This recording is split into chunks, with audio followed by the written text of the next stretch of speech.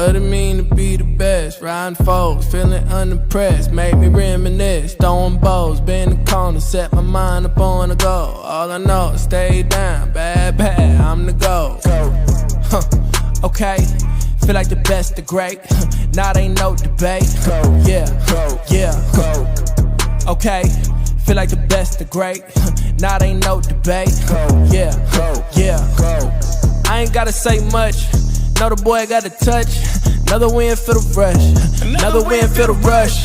See me once and got a crush. See you twice and that's enough. Get the ring sized up. Welcome in. We are here with another Chiefs Super Bowl berth clinched in the Arrowhead.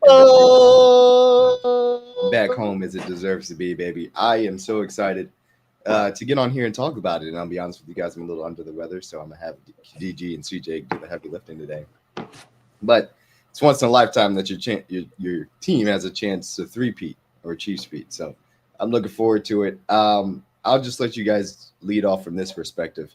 CJ, you were at the game. DG, you were, at home. Tell me about the experiences and the emotions that you guys went through throughout the entirety of the game, and especially when we had clinched it. Hey, I would look. Pause. I'm gonna just pause before I say the No Chiefs. diddy. The Chiefs was like this, brother. Like on the edge of my seat. Nah, man, it was very, very exciting game.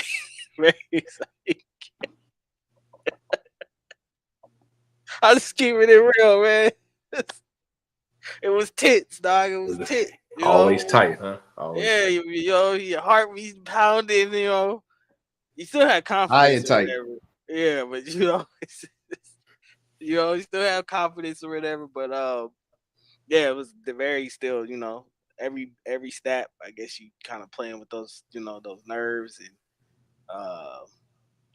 Just expecting that they're gonna make a play at some point, and think throughout the whole game, Chiefs kind of, took the lead and weathered the storm of them kind of coming back, and then, able to get the lead back again. And it just was going back and forth there for a little bit. That 4th and 5, man, I knew Spags had something drawn up that they hadn't seen before. I knew it was going to be aggressive. I wouldn't want it no other way. Even if they would have converted or whatever, still would have been happy with the results. I think as a coach who constantly is aggressive, you got to go out on your shield. You got to go out the way you've normally called games before, and it was no better time than Spags to draw up a corner blitz from your best blitzing corner. And Trent McDuffie. All-pro Trent, baby. Yeah, it worked to perfection. Shout out to George Karlaftis on that play as well, too. Beating this guy off the edge. And then once he did get there, kind of, letting up on Allen a little bit so he doesn't get caught for anything. Guys on the back end for doing their job of holding up in coverage as long as they could. Then to the football guys kind of blowing the ball in the opposite direction of Dalton Kincaid, so he has to make a really very difficult catch. For Josh Allen to get that pass off was crazy. Impressive. I mean, he has a cannon for a reason. He's incredible, and I'll respect to him or whatever. I know I talk a lot of trash on Twitter and stuff like that. I'm not into coddling quarterbacks, especially when we talking about them being the top quarterbacks in the league. But still mad respect to Josh Allen because he's incredible talent. I know that one day for sure he's gonna get Buffalo over that hump. But it just wasn't their time. Not this year, baby. Not your time. Not this year. Gotta wait. So that's my first take on it. Go ahead, CJ. Crazy game for sure. Anytime we play the Bills, it's always tight. I did a show with a couple of their fans during the week. And every time the Chiefs and Bills, we always play in the postseason, obviously. So we always do a show together. And it's funny because the guys I did the show with on the Bills side, we always bet and make a friendly wager to where, like, either if I win, they have to send me some buffalo wings, or if they happen to win, and I'll have to send them some barbecue from the city. And we've been doing that wager a lot the last couple of years, DG, but we didn't do it at all this year. During the regular season or the playoff game, they was like, we tired of doing that. They was tired of losing. So they tired of losing. They was tired of losing. We did a wager every year. They would always keep buying these wings. Like, we tired of buying these wings. And they got a sponsorship too, so they would get the wings. They're like, man, we tired of paying for this. So no, it was fun. When they did that, I could tell, like, all right, it's in their head now. They don't even want to bet me no more, do anything. So our friendly, fun wager. So atmosphere was crazy. It was electric. Arrowhead was the loudest it's ever been.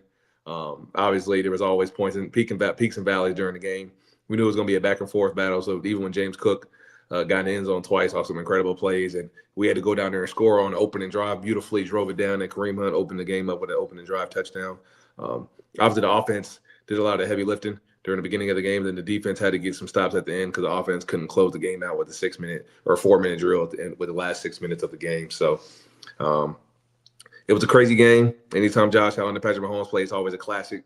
Always going to be some controversial plays and calls, as to be expected, even more so when it's the AFC Championship. I was telling, like I told DG and DMac last week, I've been at peace. I've been very calm the last 2 weeks, the last 2 games, mainly because we've been in these moments. And preparation, you're not lucky when you're a more prepared team. So when you're prepared, you deserve the right to be calm. And obviously there's going to be some natural nerves to have when you're playing in some of the biggest moments. But when you've been in these moments before and you prepared and you've been at the highest of highs, been at the lowest of lows when we lost games we shouldn't have lost, and obviously been to like 4 Super Bowls. Now we're going to go to our 5th. We've been in these moments. So it's a calmness you have when you know you can execute, you know what to do, you know what the job entails and the requirements are. Now it's just going out there and just doing the job. So I was excited before the game. I was just excited after. But only so much excitement can be had, DG, when you know the job's not done. We got one more to go. Got one more thing to check off that list so we can officially accomplish our ultimate goal. So this team's been trying to accomplish history and do something that's never been done before. And they've already done that by even getting to the Super Bowl. I think there's only been 3 teams that even get to a conference championship after back-to-back. So the opportunity we have is literally once in a lifetime, something you're probably never going to get again. So, and they know the gravity of the moment. Nobody's going to give them that more understanding than Spags and Andy during the locker room. They know how this routine goes. This is the week where you prep, get all your game plans in. Then next week you do all your media requirements, and then you get ready to go play the game on Sunday and go handle your job. So I think there's no team that's better prepared for this moment. No coaching staff, no training staff, no building or organization that's ready to, or more built for this moment to go out there and accomplish greatness. And there's nobody I'm prouder of to be a part of and to go out there and witness all these things they're doing. So I'm super excited. I was super excited leaving the stadium on Sunday, but it's just only so much excitement you can have. And like I said earlier, just one more thing to do, and the job's not finished. What up, Mo? I was extremely excited throughout the entirety of the game, man. Arrowhead was rocking. It was an amazing experience. And, oh, man, it's hard to put into context what's happened because it's unprecedented. 5 Super Bowls in 6 years. It never happened before, man. It's just amazing. So I want to talk about the preparation from that standpoint because we saw it on the first drive, and I'm going to put it up here and let you guys kind of walk us through what ended up happening here. But surgical first drive, man. Like first drive, right down the field. It was absolutely spectacular. I'm going to let you guys walk through it, but like you said, it was surgical and it was designed to take advantage of where the Bills are weak specifically, and that's what Andy Reid brings to the table. Yeah, no, absolutely. Yeah. I think the RPO game was a big point of emphasis, or especially early on. You could tell Spags. I think Andy and Spags kind of coach similar when they're getting prepared. They kind of want to give you a look to kind of lullaby you the whole game, and then use it at some point in time to just put the dagger in you. And I think this all night. They were setting this up all night, and then you seen it work in the red zone on Mahomes' touchdowns when they start running QB power, because I think that's just something that the Bills weren't expecting. But yeah, the RPO game, in my opinion, just really takes advantage of what you can do speed wise. A lot of people was wondering why D-Hop wasn't playing or anything. I think it's just because the emergence and the return of Hollywood Brown has really changed this offense a lot, and him now having him and Xavier out there on the field, I don't think there's a lot of teams that can cover them from a speed perspective. So absolutely, I think that element of explosiveness, even though you're not seeing it downfield, has really returned to this offense like it was when Tyreek Hill was here. But yeah, this is just a extremely surgical first drive, man. I felt like they did a really good job. I was just going to say, this is my favorite throw of the day from Patrick Mahomes. I'm going to let you keep going. Is this a juju throw? But this that seam ball right over the middle, little skinny post. Bro. Yep. Mhm. Right over his hand. Right over This is when I knew, and if you got the back view from this is when I knew he was locked. He was locked. That boy locked in. That's a beautiful throw right over the defender. Yeah, that was I was watching JT O'Sullivan earlier today. He was doing the QB school or whatever on Pat, and he was marveled because he's like, this. It's not a lot of guys that can make this throw or whatever. He's like, I don't know if y'all understand how difficult on the money, bro. That really is. Yeah, he said to put it on in stride on the run, and to put it only where your receiver can make a play on it. He was like, he's the arm talent of Mahomes is, and impressive. But yeah, man, that RPO game was working, especially early on, and then I think they just kind of stuck with it, and the Bills just had absolutely no answer for it. I'll let you go.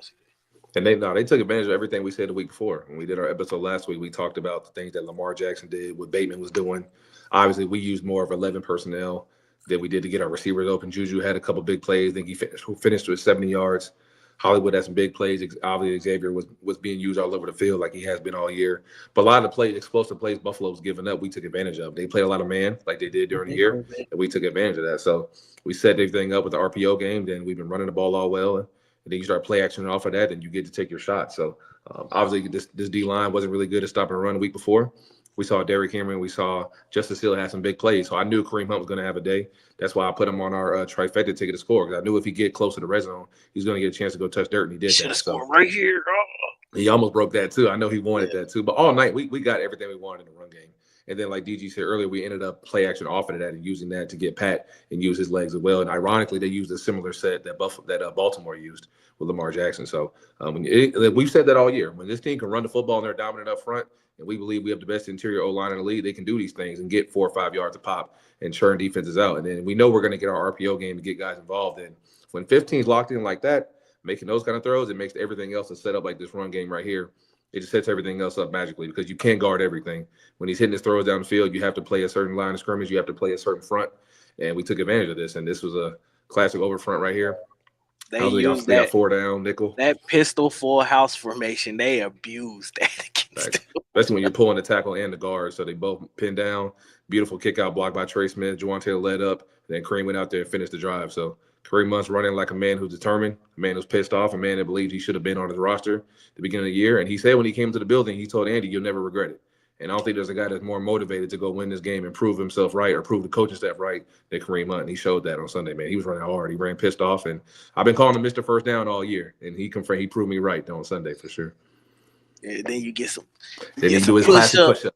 You get some push-ups in the end zone. Nah, man, it's just what I kept saying. That the formations that they were using, you could clearly tell what the game plan was going into this. Using that full house pistol formation, and I think Ed Oliver kind of spoke to it after the game, where he said we hadn't seen that from them because the Chiefs don't run it. Yeah, he's seen it from like Lamar Jackson. You see it from like a mobile quarterback like Jalen Hurts or somebody. You don't see that from the Chiefs because they don't. And they took it out of the playbook and they used it specifically during red zone and short yardage areas. And DG, if you noticed, I know people back in the day, like remember when we used to watch the Packers play, and Aaron Rodgers wasn't really the most mobile guy, but he was always like top 5 like rushing for quarterbacks. Because he would get down to the red zone and they would never run him most of the year. But in big moments, high leverage moments, they would pull it and then he would run somewhere and scamper in for a touchdown. And Pat did that exact same thing on Sunday. They literally ran the same play Baltimore did. It was full house. You pull the guard and tackle. You read the end. He has to make a decision. Either he's going to pull it down. And 9 times out of 10, if you see that play, DG, you think he's going to hand it off. You never think Patrick Mahomes is going to pull it. And then when he did, he happened to go out there and have a big play and score. So the first time you hand it off to Kareem, play we just saw, later on during the game, they set it up and then Pat scored. So that's just a credit to the O-line, a credit to dominating up front. When you can move people and get them off the ball, it sets up everything you can do with your RPO game, with your full house run game. It all starts up front. And the O-line dominated. Mac, can I ask you a question? Absolutely.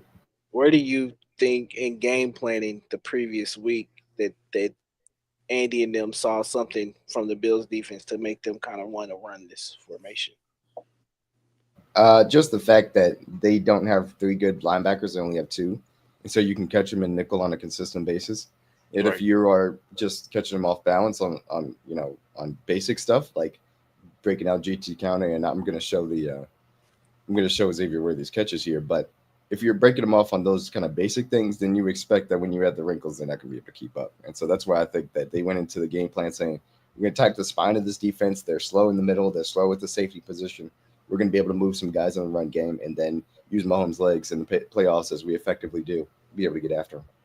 I mean, their edges have been underwhelming all year. We said that coming into the game. I've heard a lot of Bills fans even tell me the week before when I was engaging with them during the podcast, they didn't like the way their edges have been playing this year. So I kept hearing undisciplined. They don't follow with their keys. They don't read the ball with their eyes. So all those things that you mentioned, we took advantage of on that exact play, to DG's point. So Russo was being put in a tough spot all night. They were leaving him unblocked, and he didn't know what to do. And most of the time, when you see Patrick Mahomes handing the ball off 9 times out of 10, like I said, you're thinking he's handing it off. And then eventually they use that action and you pull it, and then Mahomes goes to score. So when you got that kind of action and guys that are undisciplined, and like DMac said, their safeties weren't really in good position to make plays overall, that just gives you so much more confidence to throw those one-on-one routes, to throw your shots down the field. And obviously Mahomes hitting that skinny post of Juju. When guys are locked in like that, there's really nothing you could do to stop this offense, man, when they're rolling, because they're moving you off the ball on first down. They're keeping you in second and medium and third and short. They're obviously hitting you on the heavy set and running plays. They're gutting you in play action. They're not afraid. They're not confident enough, I would say, to play press. So guys are getting off coverage and playing off coverage against Xavier Worthy and Hollywood Brown. Like DG said, that's not a good show of business for any defense, honestly. Well, talk to me about Xavier Worthy's performance here, DG. Man, they had no answer for him, man. He was everywhere.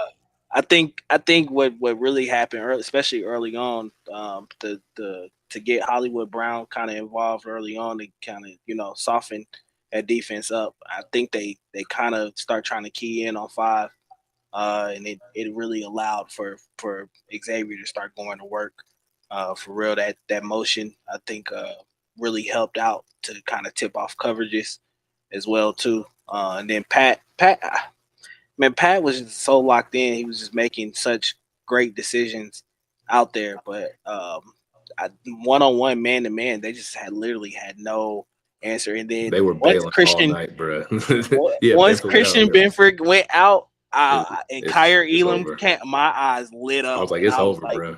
Every time he lines up with either Worthy or Hollywood or Juju or one of them, go at him.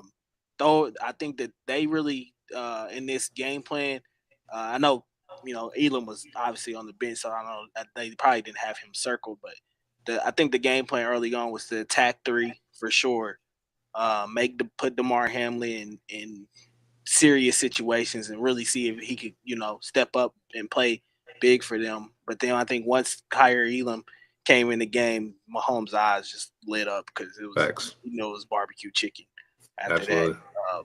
But yeah, man, this is just showing the maturity of what Xavier Worthy has learned from this season. Everybody was just saying he's a speed threat, down the field, deep threat kind of guy, and now you're starting to really see what I've been telling people from the beginning when he played at Texas. This kid can really run routes, and like he's a route runner at the end of the day with speed.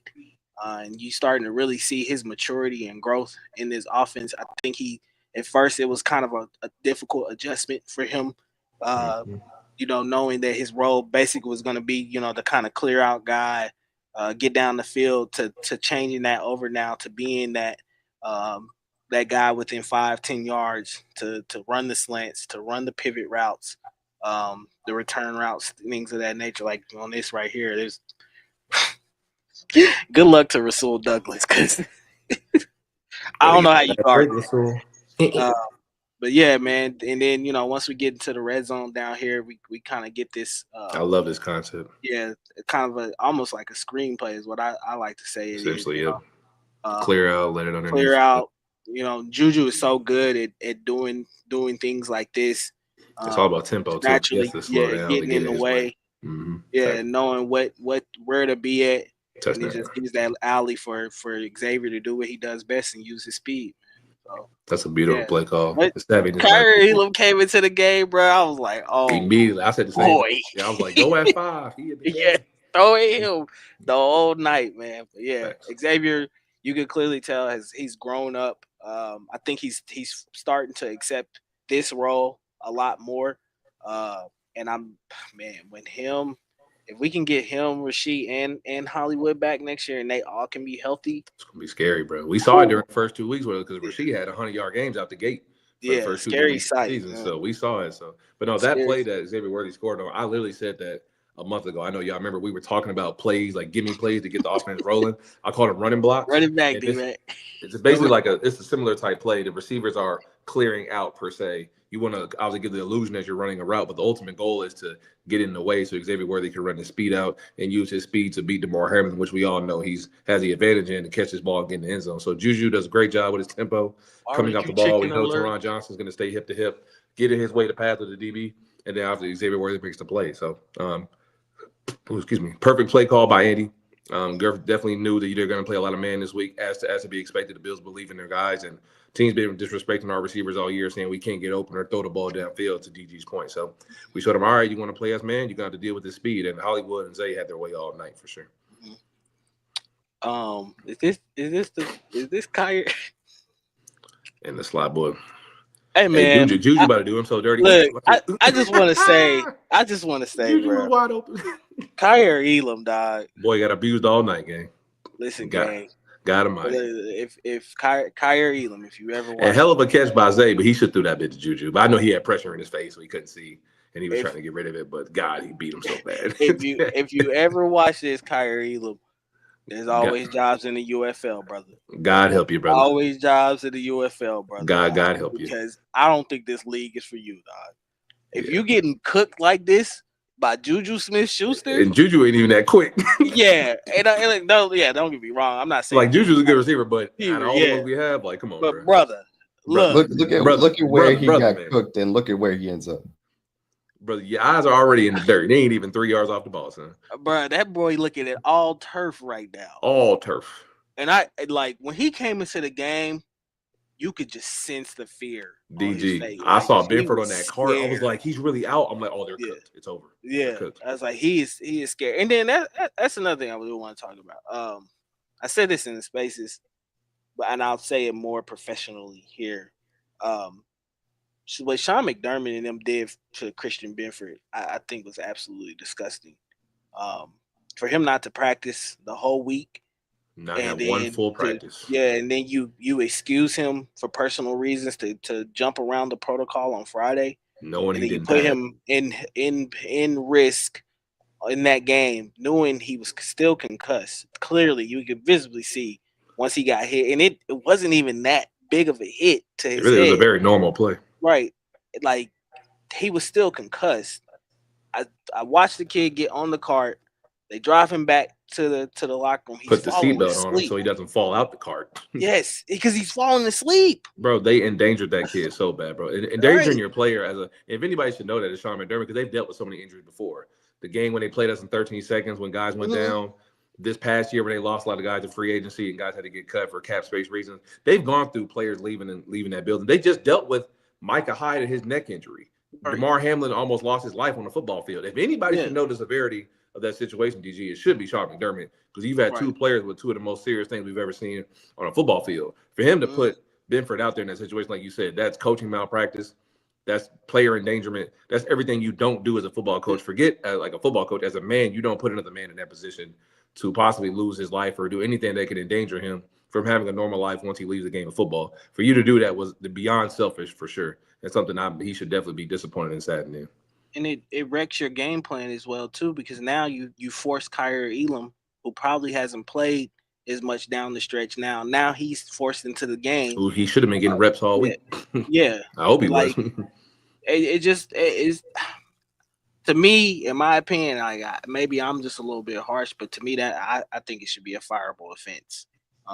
For you to put the guys in danger like that just to try to go win a game. That's player endangerment for sure. It clearly shows that, the pressure that you have to obviously win up there it means more to you than players' health at this point in time. So, which is ironic because when James Cook was hurt, you took him out the game. You didn't tell him to go back out there. Right. So it's like now you want to care about player safety when it wasn't exactly. Before this, Yeah. In my opinion, I'm sorry. Sean McDermott can go to hell. He should be fired. and that's just the way I feel about it. But back to Mahomes. Man, this 15 was so locked in, man. It was so crazy how locked in. This is probably, in my opinion, the best. And I know Christmas Day I thought was probably the best game we seen from him all year.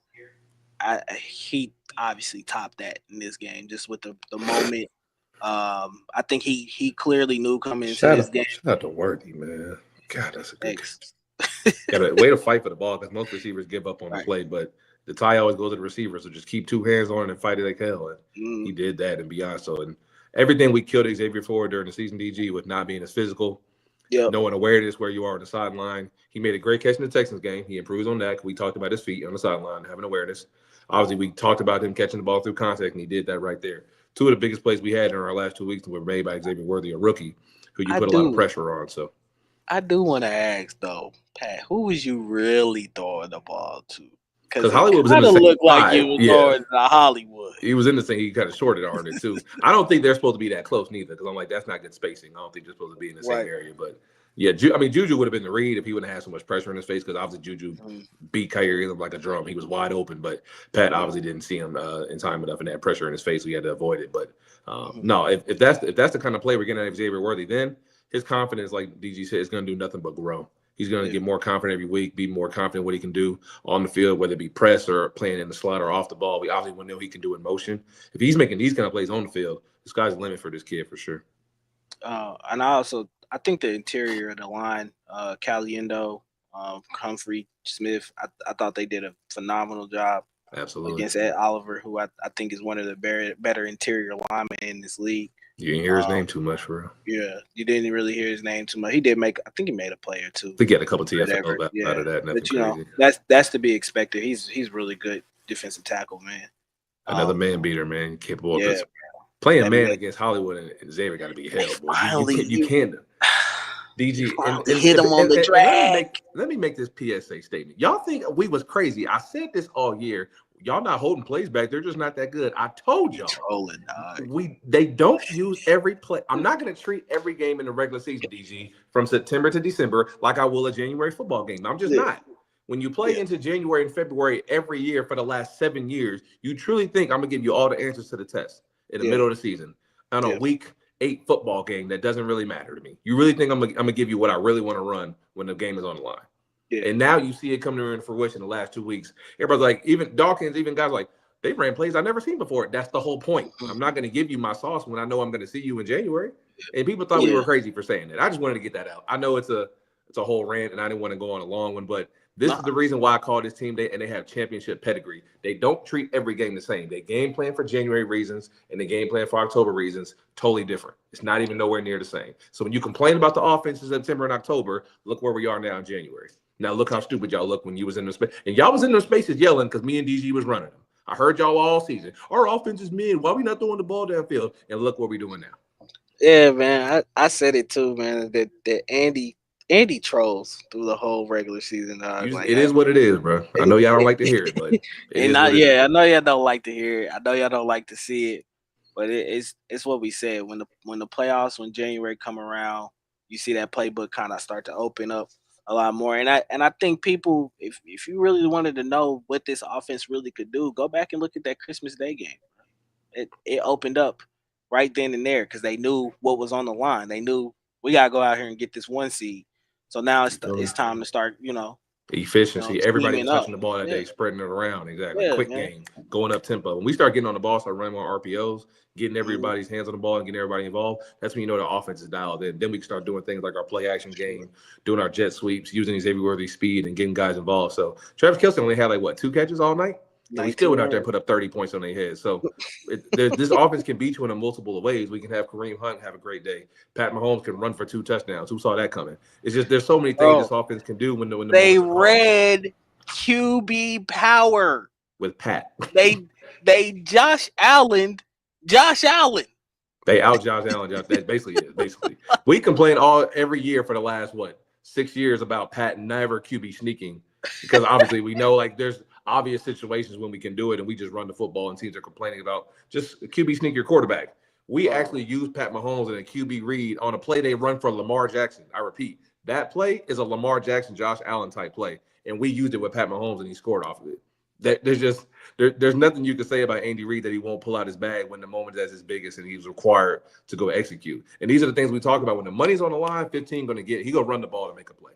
His rushing yards go up in the playoffs for good reason. Teams are going to play man. They're going to turn their back to him. And he's going to go out there and extend the plays and get a first down. And in these plays, these were designed runs. I repeat, designed quarterback runs. It's a read. If the end crashes down, I'm going to pull it. If the end stays, I'm going to give it. The Kareem Hunt play and the Patrick Mahomes play are literally the identical plays. It's just Russo played it differently on both of the snaps. One play he crashed, one play he sat, and they pulled it. So that's just what it was. Back to my point of lullaby. Like, you set this thing up all game just to kind of run this specific play, and that second touchdown from Pat. That's where the full house pistol formation or whatever that they were running. They were setting that up the whole game. All game. Okay, and I'll be the first to tell you, I love it when they run the ball under center. But if you're running the ball out of the gun like that, DG, and it's effective, if it ain't broke, bro, keep doing it. So yeah, don't fix it. So yeah, man. The one thing I'll say is two things here is one, the way in which they came out on that Christmas Day game was like, we need this by Russ bet. Mm-hmm. And they attacked it that way. And I think you see how the wild card round was a little bit of an uneven start, but they were on it from the jump in this game. We talked about it in that opening drive script. It was flawless. It was aggressive, and it was made to attack the Bills defense and dice them apart. Yep. Sure. I don't think that's a coincidence that they shook a little rust off in the Texans game, and they came out ready to get after it this game. And the second thing is this: the way in which we got to not using the QB sneak is one thing, and obviously it's because he's a $500 million man. We're not going to put him in risk. He obviously separated his kneecap the first time that he did it. We're dislocated, sorry. Which is a freak play because Tom Brady quarterback sneaked a million times and never dislocated his knee. Completely freak. It is what it is. Freakiest play ever. But there's a dichotomy here. The Bills ran that QB sneak 6 times. They got stopped 3 times, and even one of the times that they made it, they fumbled. And Josh definitely fumbled. Mahomes was on CDOT on 95 The Fan, The Drive, and he said, I understand why some people are frustrated with us not QB sneaking, but on those 4th downs, you want to leave no doubt. And he left no doubt. The 4th one early in the game, the 4th and 2 later in the game, they leave no doubt. And that, I think, is part of it. And yeah, the QB sneak works 99 or whatever % of the time, whatever. But guess what? It didn't in that game, and the Chiefs made sure that they were able to convert their 4th downs that they needed. I'm glad you brought that up, DMac. That was one of my favorite. I love that play design. Mm-hmm. Even back to my days when I played, I love naked boots, especially when you have the running back in the flat. And ironically, that's the Niners play. That's we destroyed the Niners multiple times in the Super Bowl in that play. Exactly. James Cook got 2 back-to-back big plays off of us doing that exact same play. I remember when Jake Plummer used to hit you with it. That naked. I hate it when Jake Plummer used to get you.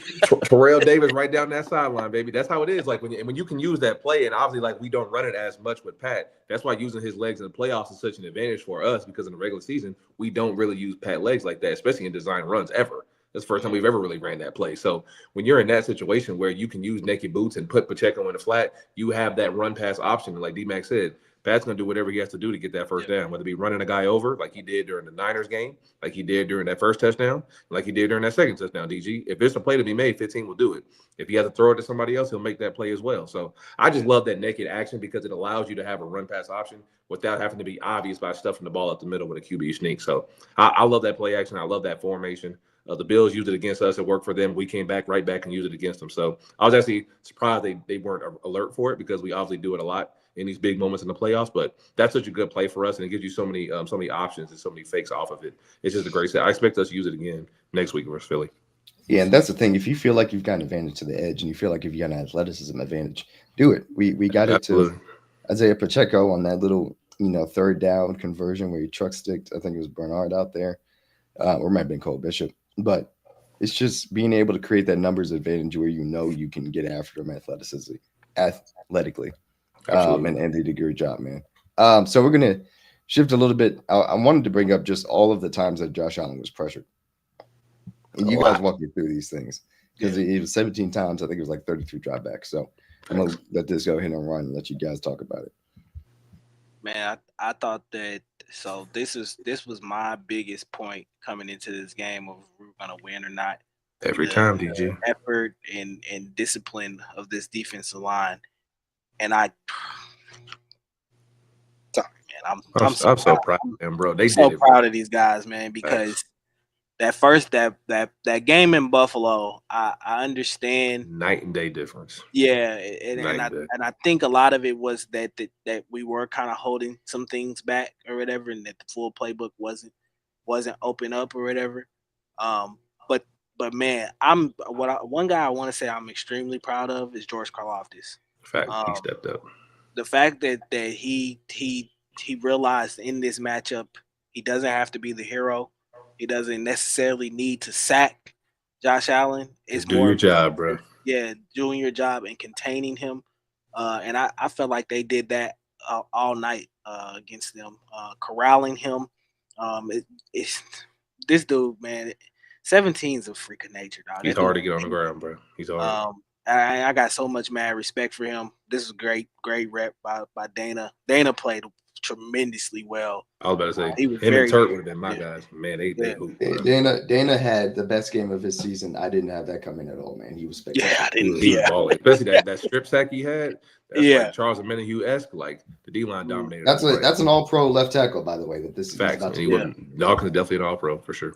Yeah, and look, both of their tackles. Spencer Brown was getting whooped. This was ranked the top line in the league, them in Philly. So they ranked them. And they was cooking them all good. But this is like the level of play we were talking about after the Carolina game, even after the Bengals game. We said this D-line has another level and standard that they should be playing to. And we held them accountable during the season saying they weren't doing it.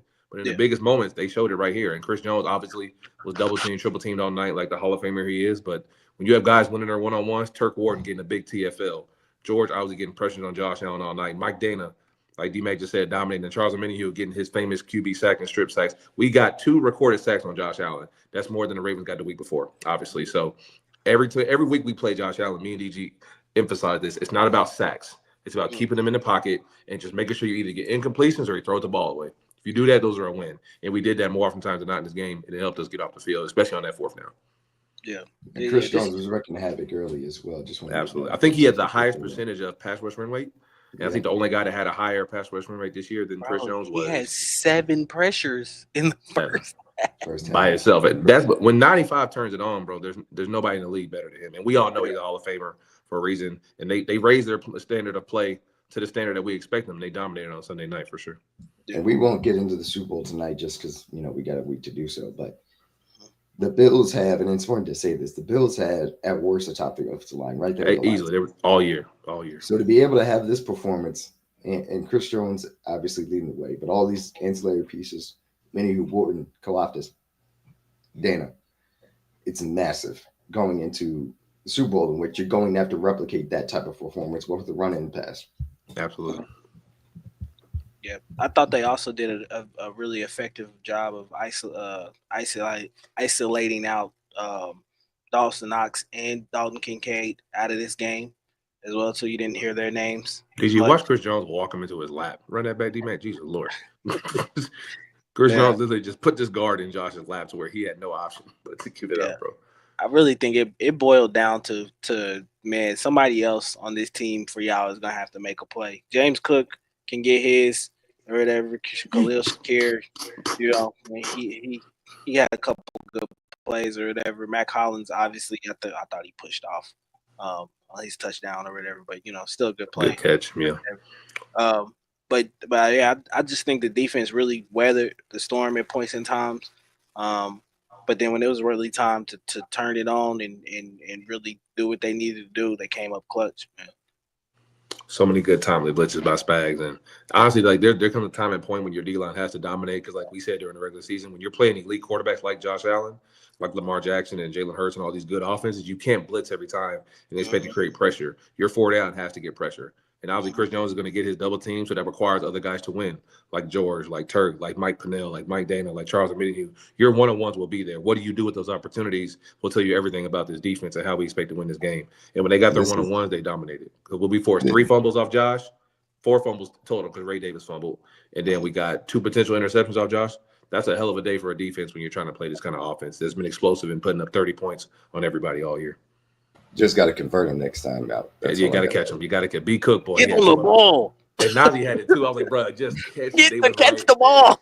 Hey, and we talked about the turnovers coming in waves, right? After the Cleveland game, obviously going into the playoffs. We've been a turnover happy team the last 4 or 5 weeks of the season. So we need to continue this trend to go into Philly because Jalen Hurts doesn't like to turn the ball over. So there'll be some opportunities for sacks, which hopefully they'll turn into strip sacks. But like DMac said, we'll get into that later. But there'll be some opportunities next week that we have to capitalize on for sure. B Cook, you owe us some push-ups, brother. Bro, that first one was kind of wobbly because he was going for the tackle. So obviously he's looking at Mac, and then the ball came in late. So I'll give him that one. But that second one, when Nazi tipped, you gotta catch that game. He got to catch that game. I was like, bro, the ball, he laid it to you in your hands. Nazi too. You gotta. Nazi could have caught it too. Facts. Go ahead, Mac. Go ahead. I think this is where they bring in that extra lineman, correct? Yep. I think this is the first one. Or is this the second? Yeah, this is, and I wanted to point it out because they had not necessarily run the ball often out of the 6 offensive lineman set, but we need to have a good answer for it and be able to defend the pass out of it. And this is about George Karlaftis being able to apply the pressure, man. Completely disciplined. Great discipline. Says, I'm not going to go for the run fake. I'm going to play you off the tight end. Yep. I said he did it. He did it just right. Just watch where you're supposed to be. Keep your eyes. Your boys got that side. Get after your guys to do the right thing. And I'm not letting you run away from me neither. I'm going to make sure that you're at the sideline and you can be out of it. Use your sideline as your friend. Force them to make a throw. Exactly. You don't gotta be a hero, great defense man. And great eyes by everybody else. Great job. Great play. You don't gotta be a hero.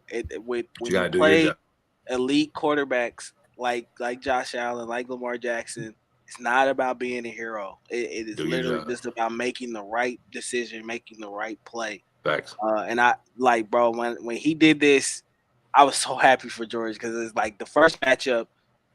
He did the complete opposite. See, he was over pursuing.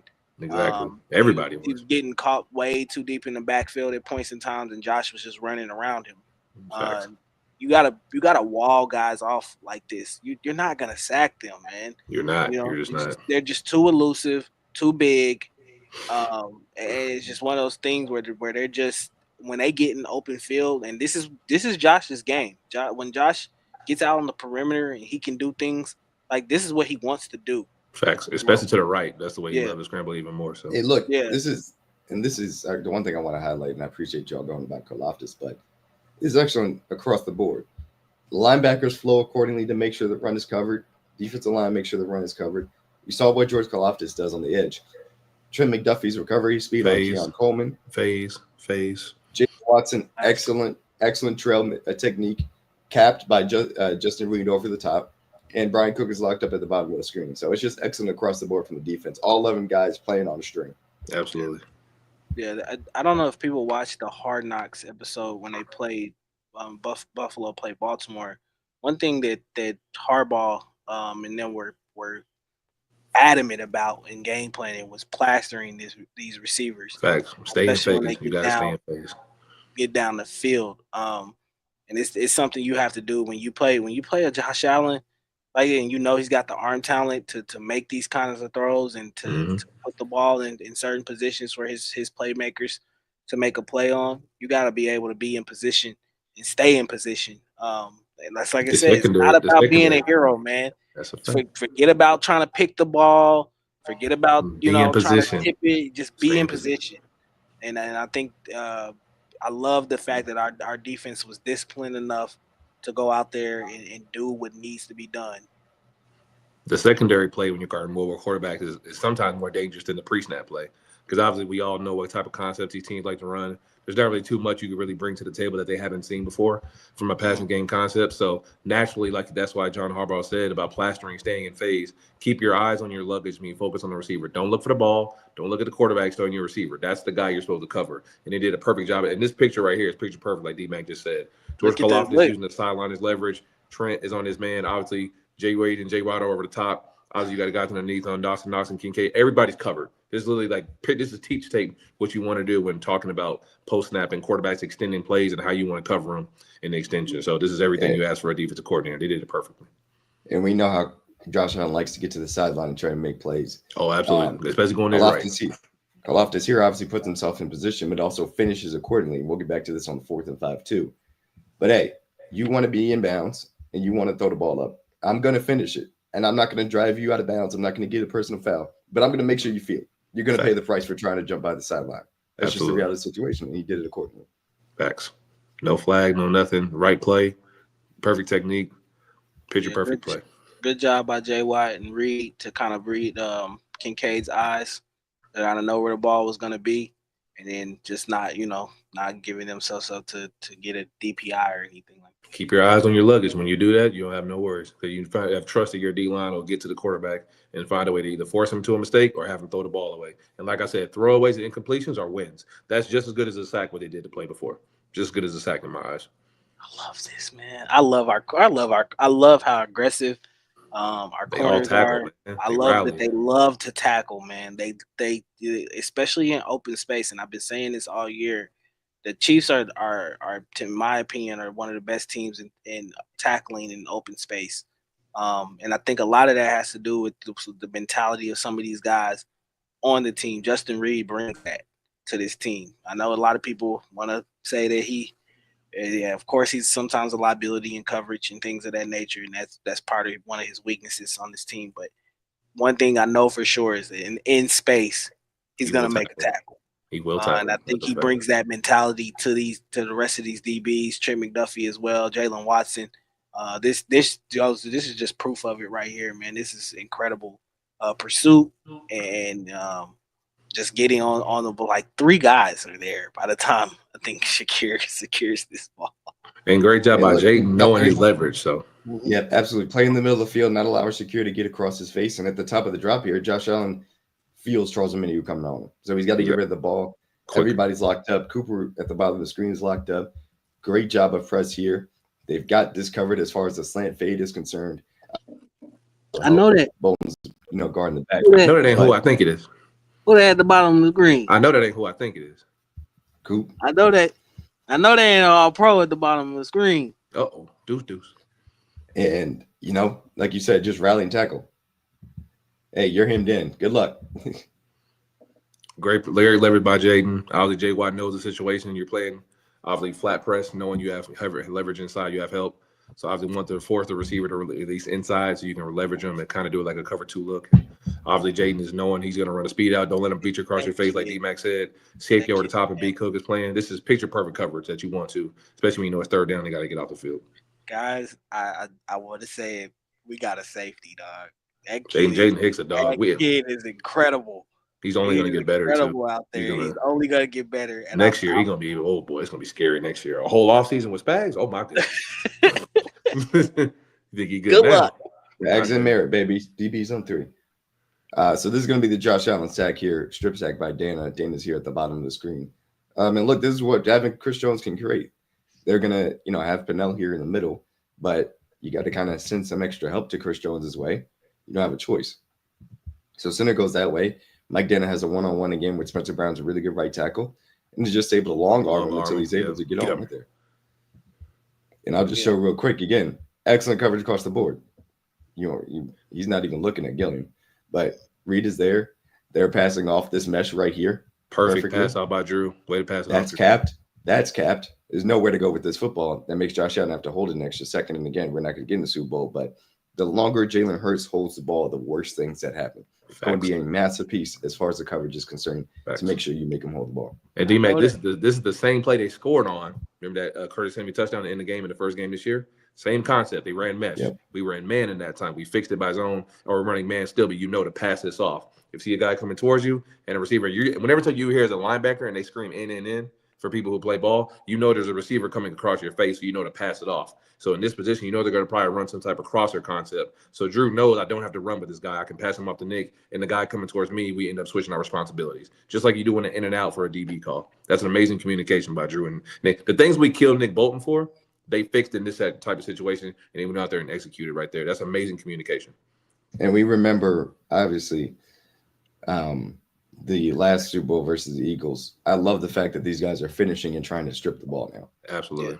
And that's the test of Charles Omenihu. He said, like, Facts. when I go for the quarterback, I'm not necessarily going for the sack. I'm going for the strip. And he has, 4 playoff straight games with the strip sack. So Mike Danny continue that tradition on Sunday night. So when you do those things and you put the pressure on the quarterback to keep his eyes on the ball, we got Josh Allen to pull the ball and got him 3 times. Now we just have to get the ball back, fellas. Yeah, man. Credit to the guys, man, for going out there and doing what they had to do, man. Six offensive lineman pass again here, by the way. Right. Go ahead and run it, D-man. They ran that 6 lineman look a lot, boy, like 3 or 4 times, and 2 of them got called for penalties. Well, and then they started screwing themselves because you started covering up. Yeah, the Matt Collins covered, and the other one was a false start. Yeah, I was like, they were just not. And that's Joe Brady is one of the better OCs in the league. He had a hell of a year this year for good reasons. He had a lot of operational mistakes that I didn't expect from that team. Obviously, they've been on the road, they've played here before. They had a lot of younger team mental mistakes that I didn't expect from them. They had a lot of them. That's the thing. That one every now and then I get, but they had a lot of them. I want to say you could sense the nervous energy for sure from Joe and from the team for sure. From Josh Allen on the first drive. Josh out the gate, 2 balls that should have been picked. Facts out the gate. Yeah, they were nervous. They knew coming into this game that in order for them to win this game, you're gonna have to play perfect.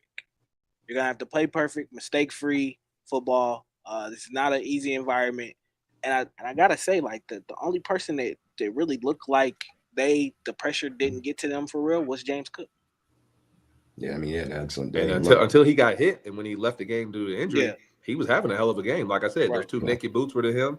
They got him explosive down the field. He scored that touchdown with amazing effort by him. And they got him involved in the passing game as well when he checked it down. So James Cook was making a hell of a play. So, and ironically, the game he left the game on was a Justin Reed hit. And to DG's point, when he's going to time to make a tackle, he's going to make a play. Maybe struggling coverage at times, but when he needs to hit, he will hit you.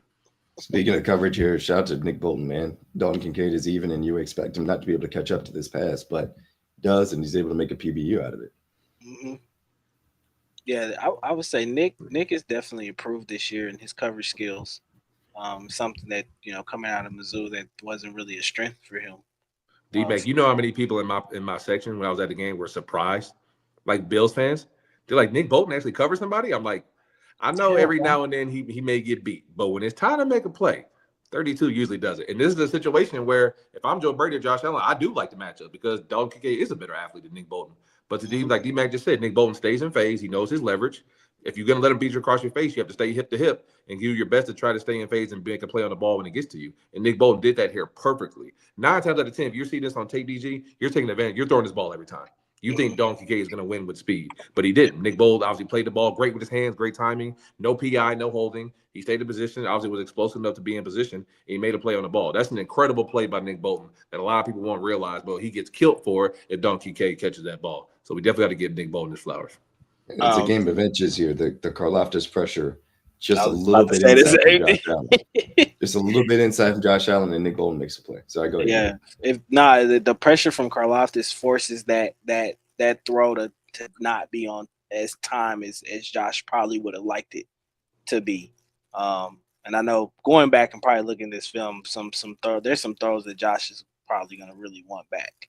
But yeah, that pressure kind of forces Josh to have to get rid of the ball a little bit earlier than he probably would like to. And the ball's a little bit behind Kincaid at that point. Yeah, and then the drops was just, you could just tell it was nervous energy, especially from that offensive end. It was nervous energy.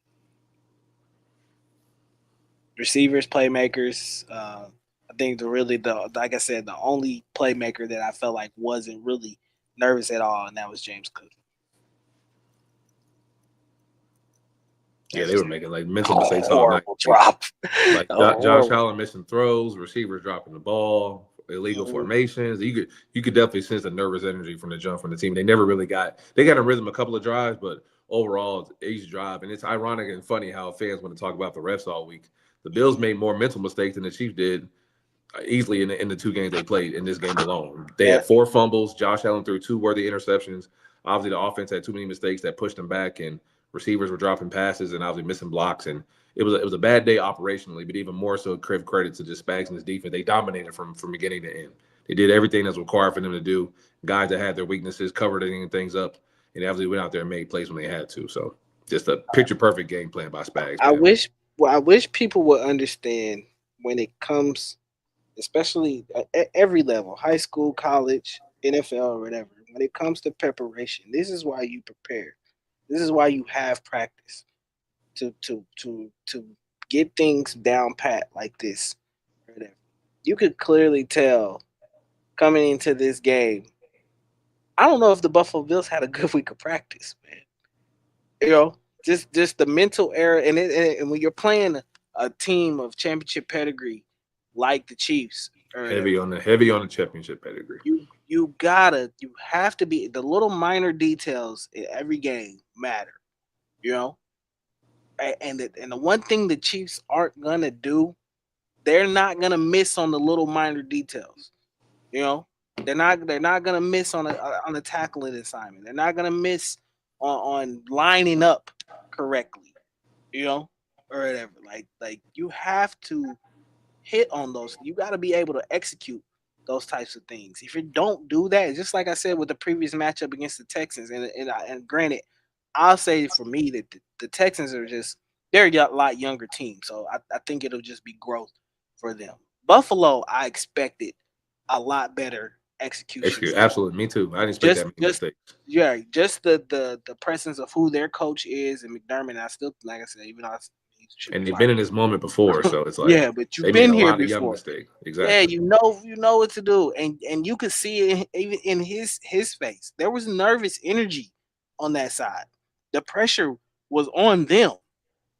They knew that, like, everybody was talking about them, saying, "Oh, is this the time? Is this the opportunity? Is this the chance?" He may have missed an opportunity there too, DMac, because Ty Johnson, he been killing everybody all year for the last month with that angle route, and I thought he had a chance to make that throw, but he hesitated and he didn't.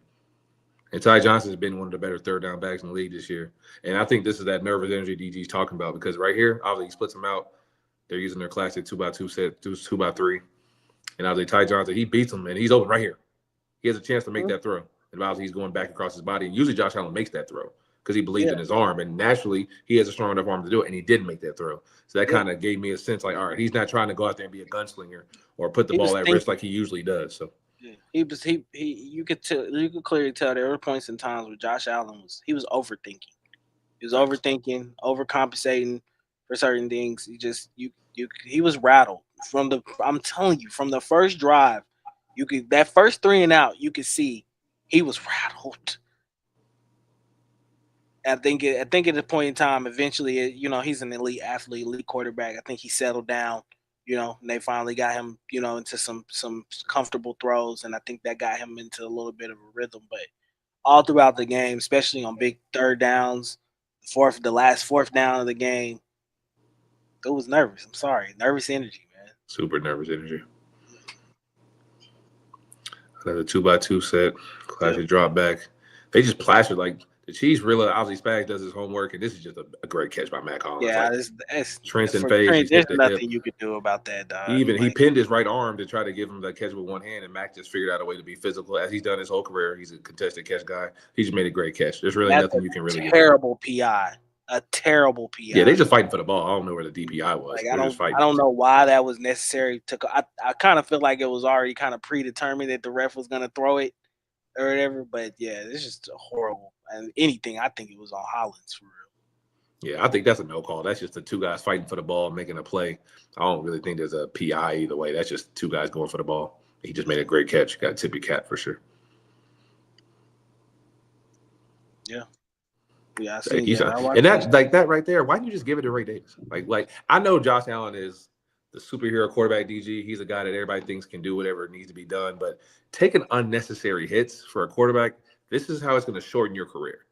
Like, and let's be honest, we saw Cam Newton, who's the ultimate freakazoid, the ultimate freak athlete of all quarterbacks we've ever seen, have a shortened career. And not to say Josh Allen plays with that kind of reckless abandonment, but this is a play where you just hand it off. Look, Ray Davis probably scores. Who knows? If he breaks the tackle, he probably gets in. But you're really thinking the ball, you pull it for what? That's bad. This to me goes back to my point of nervous energy. Give that to Ray. Let him run it. When you start playing hero ball and start trying to, do things, you get to that point where you feel like I got to do it myself. Like nobody else is gonna make a play at this point, so it's got to be me, And I think that's kind of what Josh was feeling. I think he knew once they got into the red zone area, like touchdowns are gonna be what ultimately wins this game for them. They can't settle for field goals, and that's a great look that we're getting. And that's the thing I like about the matchup next week, DG, because a lot of the same looks the Bills are going to give us, the Eagles are going to do. They're going to use their quarterback in the run game. They're going to give their running backs, mainly Saquon, a lot of the ball and a lot of different looks and a lot of different actions. So all the looks that we saw this week is going to be definitely a repeat, and even more explosive version. Obviously, Saquon was the best running back in football this year, but a lot of things we saw this game, we're going to see a lot next week as well.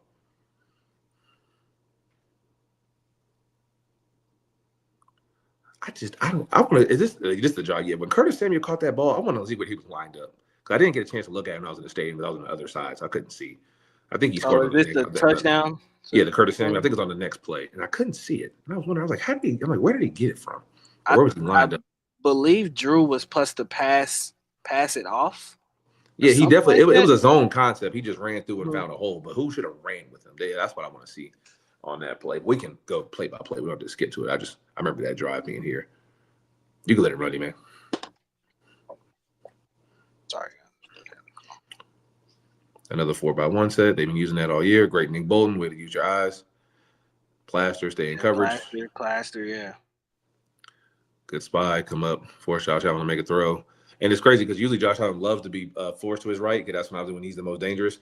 We did a great job of keeping him in contain, using the sideline as our friend, making sure if he's going to run over there like DMac said earlier, make him pay for jumping and leaving his feet to make a throw. And George did it, and obviously Turk and Mike did it again right here. So the more times he hits the ground, the more or less likely he is to be effective, towards the end of the game. So, yeah, look, people can say what they want. Baltimore, obviously played a lot better down the stretch at the end of the year. I still don't think they're not as disciplined as this defense is. For sure. No question. When it's at the highest moments, there's nobody I trust more than Spags in this defense, for sure. Another orbit motion right here. Yeah, they love that. Try to get guys and it's funny because this is the same action that they use on the fourth down play at the end of the game.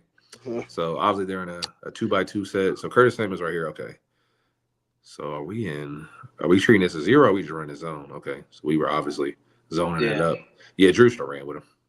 I don't know what Drew. I told you. I said I think Drew. He's thinking like, if I turn my back, then the second he turns his back, Josh is going to take off. That's what he was thinking right here. Yeah. Because if he runs with Curtis, who's stopping Josh from getting around his guard right here and running it in? That's what he's going to think. Now, obviously, if I'm Nick Bolton and Drew Tranquil in communication, in my mind, I'm thinking if I'm Nick, if that receiver's running across my face, I'm telling Drew, you take him, and then I got quarterback. Because you always have to alert any type of defense you're running. That somebody has to spy the quarterback. Because Josh's legs are always alert in the red zone. Yeah. So that's a mistake on Drew. He should have took him.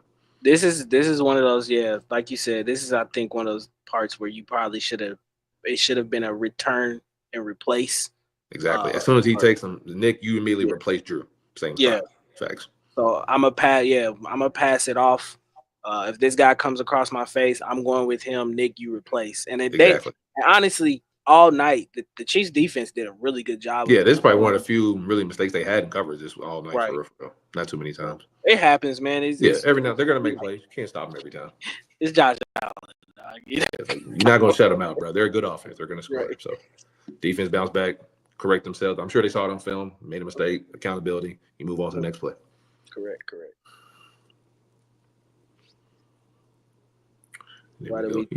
Everybody plays zone in the red zone. Why do we continue to play zone in the red zone? Yeah, I agree, Carlos. That's the situation. And me personally, the way it looked like before the play, it looked like it was zero. That's what I would have ran personally.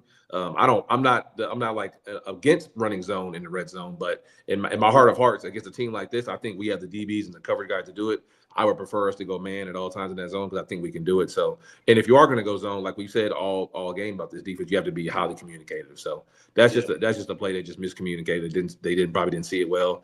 Drew obviously should have ran with him, and then that play probably could have got stopped or not been a touchdown. So just a simple miscommunication. But I do agree. More often times than not, you usually do run man when you're in the red zone for sure. Yeah, this play is just Josh Allen being Josh Allen, man. Lane integrity. If you give him a lane, he's gonna take it. So there's nothing you can do about this, man. He's gonna do this at least 2 or 3 times. Yeah. Yeah. This is what I was nervous about, especially coming into this matchup. Me too. Exactly. The last game, we went up to Buffalo and he did this like 4 or 5 times that first game. We cut it down to like 2 or 3 this time, but usually when he takes that kind of lane, he scored in the game with a touchdown, the same exact type of scramble. So right up the middle. That was a sneaky big open field tackle by Shamar Connor. Oh yeah, absolutely. Very good open field tackle. He's a hard guy to get on the ground, sacking or running down the field for sure. But that's what I'm talking about, is that the little details that the Chiefs, what they hit on. It's not about Shamar. I think Shamari fully knew, like, I cannot take this guy down. Gotta get him on that. If I go straight up with him. Facts. I gotta go after his legs. Absolutely. Little details, man. Little minor details. Open it like the biggest thing you can do in the playoffs, really, in any big time game when you're playing a mobile quarterback, is miss tackles. And I think we had like 13 during that first matchup. Obviously, we had not nearly as many this game, and that was the biggest difference in the game. Like DG said earlier, we were just tackling at a high level, getting guys on the ground. Yes, they're going to make the catch.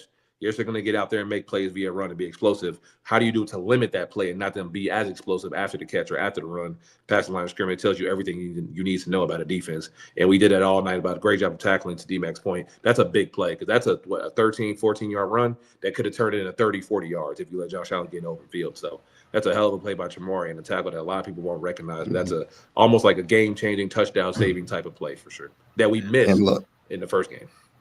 And the little things, once again, everybody doing their job. Chris Jones contained, Karlaftis contained.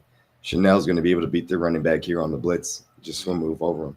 Put that pressure on, and Charles Omenihu and Nick Bolton getting their hands up and making sure that's not a catch.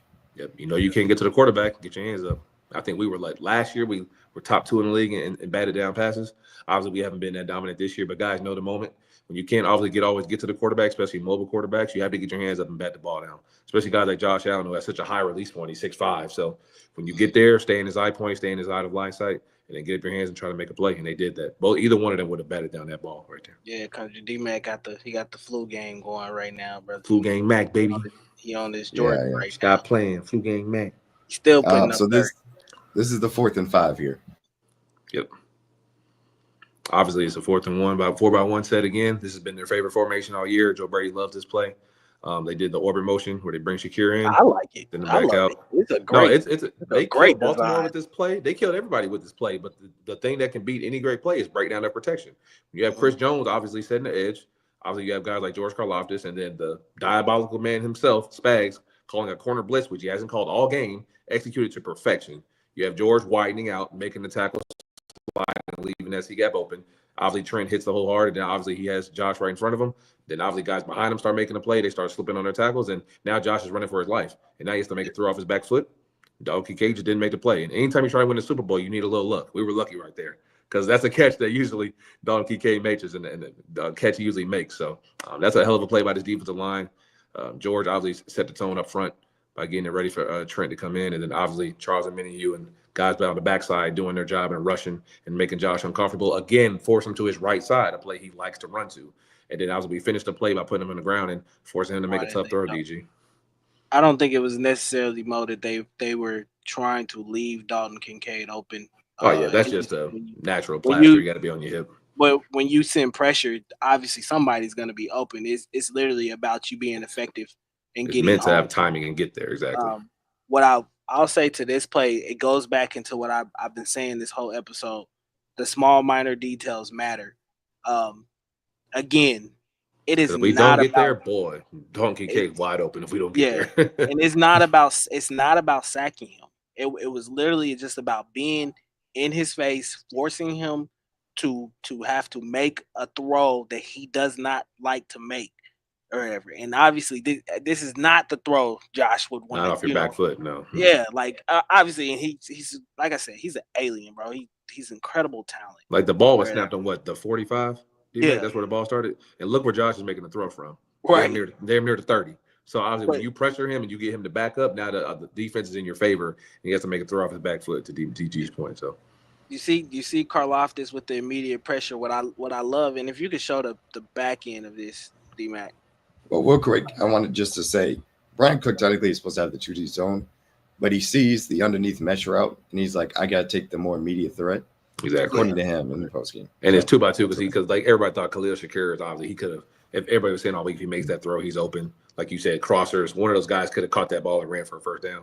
But in all honesty, yeah, B. Cook should have stayed back. You don't give up the obvious threat, because if we don't get there in time and they pick that up and they switch their coverage or they switch their protection, Donkey Cage wide open and he probably scores. So we're just thankful enough that our blitz was able to confuse them. And like we said, this is one of the best O-lines in football, to DMac's point earlier, and we confused them in the biggest moment. We were able to get a pressure about something they haven't seen all game. He also said that because of the blitz, he trusted that they were going to get home, and that's why he took the most immediate threat. Absolutely. So I just want to point out real quick, both of the guards are wasted on this play. Mick Bolton threatening the line of scrimmage, make sure that it's going to be a half slide to the left. Dana dropping out means that Deion's going to end up taking, 76 is going to be left blocking nobody because Bolton drops 2. And as a result, gets 2 on what is eventually going to be 4 on the right side. You got Jay Reed, George, and Charles. Yep. And it's just tough. It's tough because both of these guards are going to be wasted here, as you'll see in a second.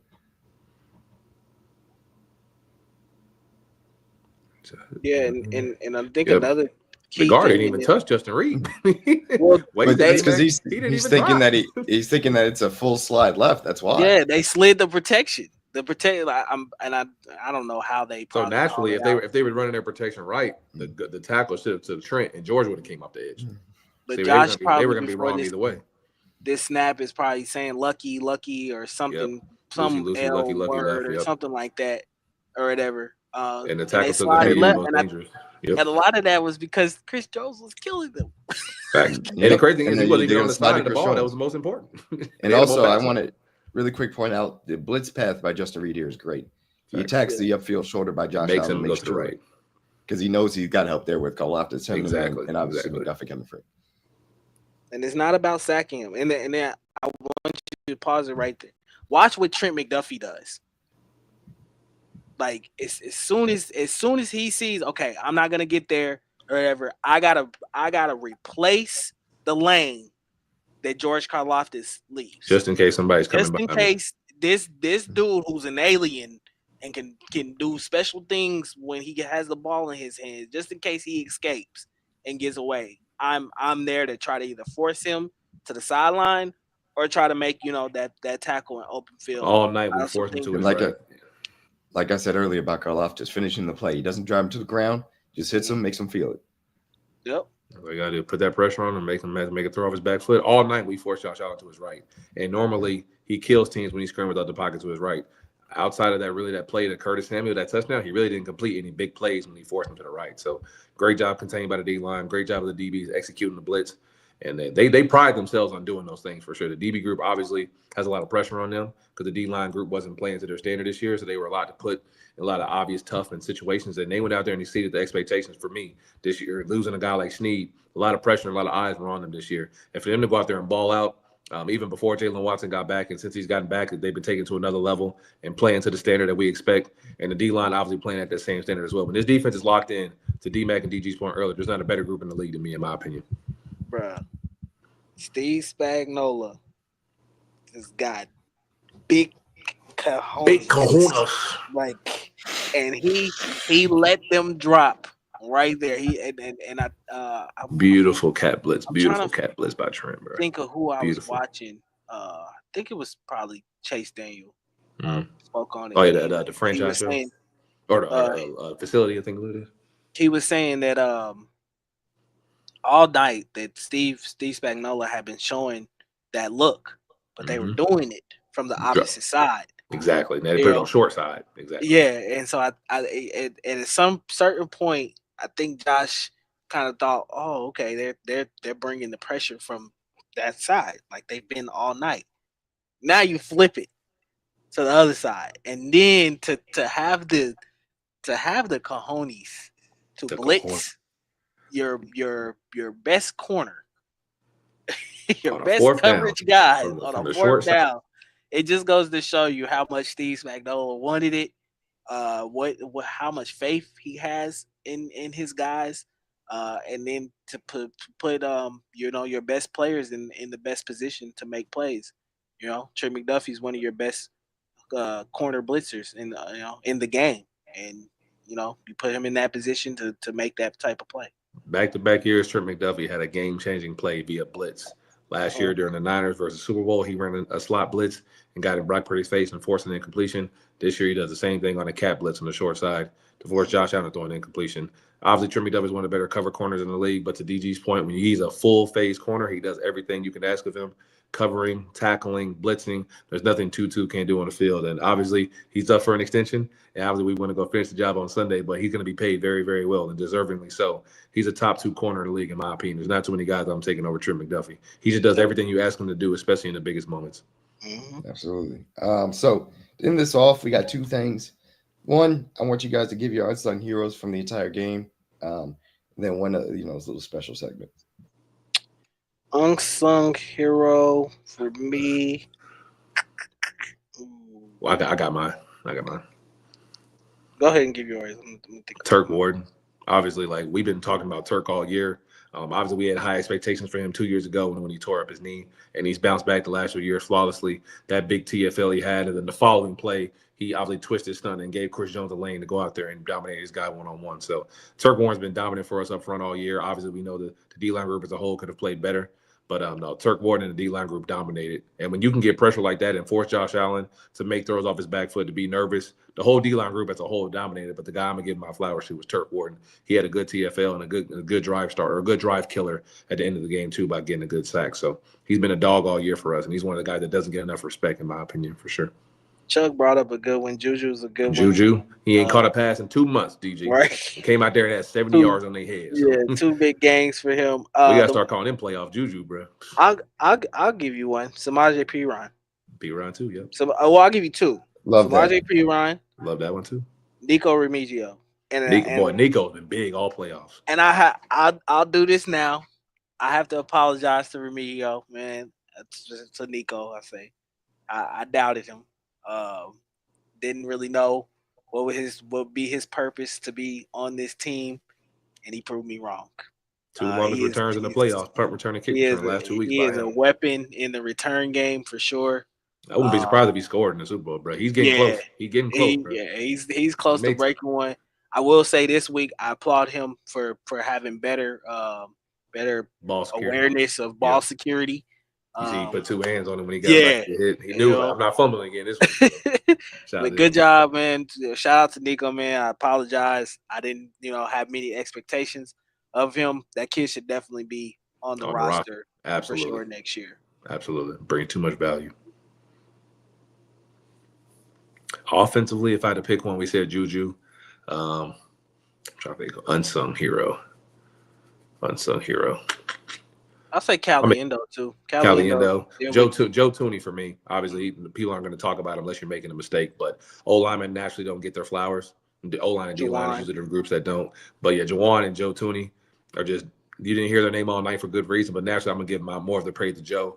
Joe was a guy that started playing center when he was in New England when he was drafted. They moved him to guard. They said he was an emergency left tackle, and he probably would never play unless it was an emergency. Ironically, we have that here in Kansas City, and he's done that job flawlessly. So Joe Tooney's been a Hall of Famer in my eyes since he stepped in the building, and he's done nothing but play to that standard and exceed that standard when you have to play left guard your entire half of your career here, and then you move him to left tackle, and he has allowed 0 pressures in his last, 35 drives. So Joe Tooney's been playing like a Hall of Famer, all-pro lineman for the last month of the season, and he's clearly saved his team for a reason. I know he won't get as much praise as he likes because he doesn't touch the football, but this offense is not the same unless Joe Tooney does what he does. So all the flowers in the world go out to Joe Tooney for sure.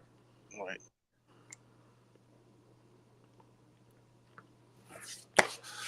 What's next, D-Mac? What we got, D-Mac? I'm trying to recover here. You good? You good? Trying my best. I liked what you guys picked.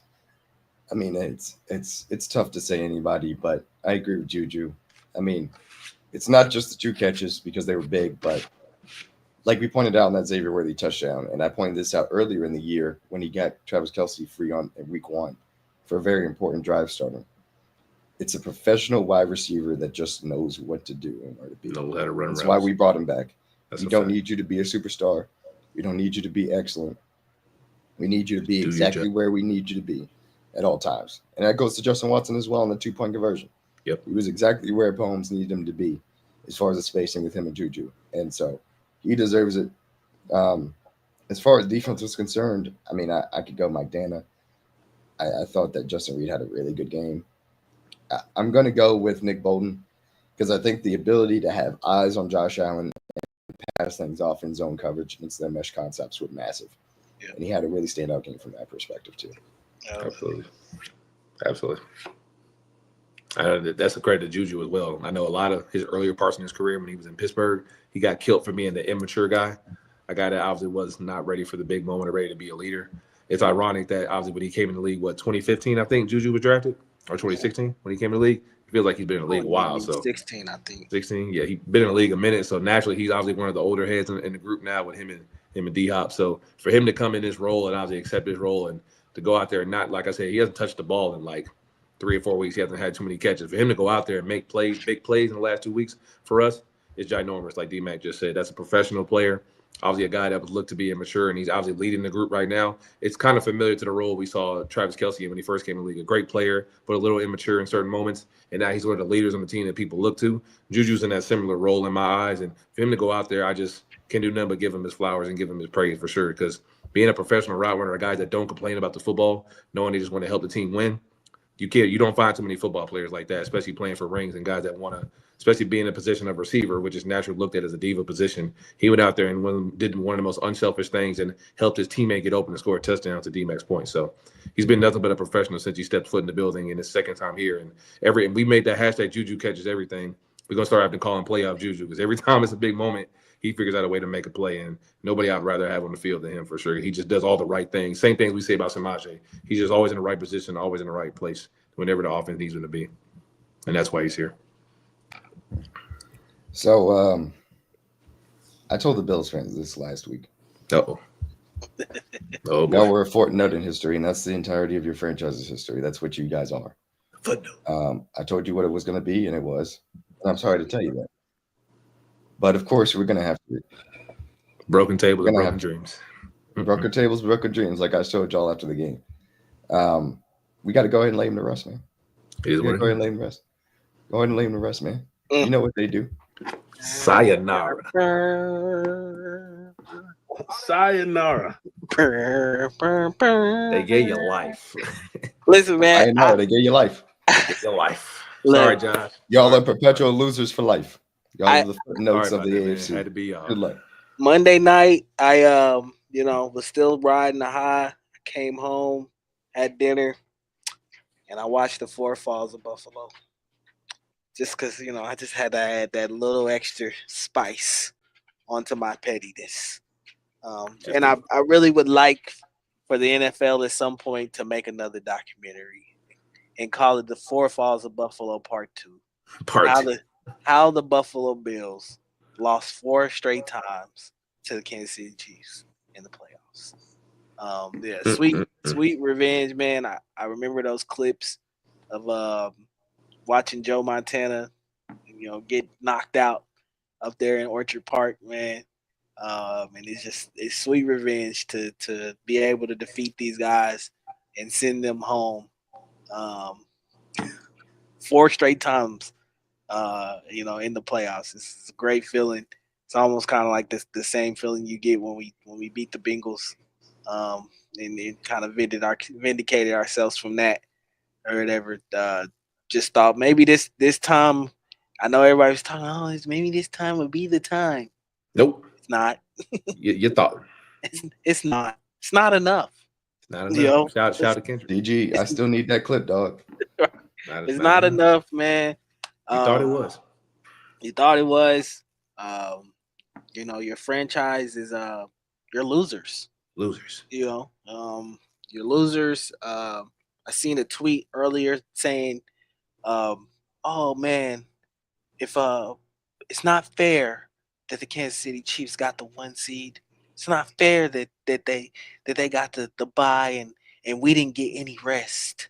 It should be." It should be that both the 1 and 2 seeds you should get a rest. gets the bye. Don't go 9 for 30. That's how it should be. DG, it was like that. They still Okay, it used to be like that. You still didn't do nothing. But you know what happened? People complained and said, Naturally. we need a 17 to make the playoffs a little bit more interesting. Save us, Bill. Save we us. We need to change. Josh Allen, the last time in overtime, he didn't get to touch the ball. Now we got to change the quarterback slide rule. Every time we play, we change the rules. Why is it always us? Now, every time we play somebody, we got to change. Let's put chips in the ball so that we next know where the time ball is. we know where the ball is actually at, and Josh Allen can actually convert a first Every down. time with this guy, Jesus Lord. Every time with him, every time. Bruh, Buffalo, man. I don't envy you guys at all. Your franchise is pathetic. You're just filled with loser mentality. I don't know how you guys do it. You know, I watched Four Falls of Buffalo the other night, and that team lost 4 Super Bowls, and y'all packed out downtown City Hall for them for nothing to celebrate a team that did nothing. Losers. A bunch of losers. Now you're at the airport watching a bunch of losers come Again. home. You know, another my last point. The same thing I said the previous week about Lamar Jackson, I'm gonna say about Josh Allen. Stop coddling. Quit coddling him. If they lost, they lost. Quit coddling him. He lost. When they needed him to be great, he wasn't. Do it. He didn't do it. It's his fault. I'm sorry. Like we gotta stop getting It's to. not everybody else's fault, man. You got to blame the Yes. quarterback too. These are elite athletes, and if you tell us that you're a top 5 quarterback in this league, you're the guy. I expect you to make the play. Because I know one thing on the other side, 15 gonna do it. You know he gonna make that play. And if he doesn't, I know he's gonna stand up on that podium and say, I didn't make enough plays tonight. And I can respect that. But for the people out there, It's everybody else's fault. Bad for Josh Allen and the Buffalo Bills. Stop, man. Them is grown men, bro. Not enough. They're grown men. They went out there. They poorly executed. They lost. They're losers. Quit coddling them. Sayonara. Sayonara, man. That's it. That's all I have to say. No, That's all we got, man. We will be live man. next week to preview the Super Bowl between Chiefs and Eagles, man. I'm looking forward to it. AFC champions once again. Peace out. Go Chiefs. Cheese.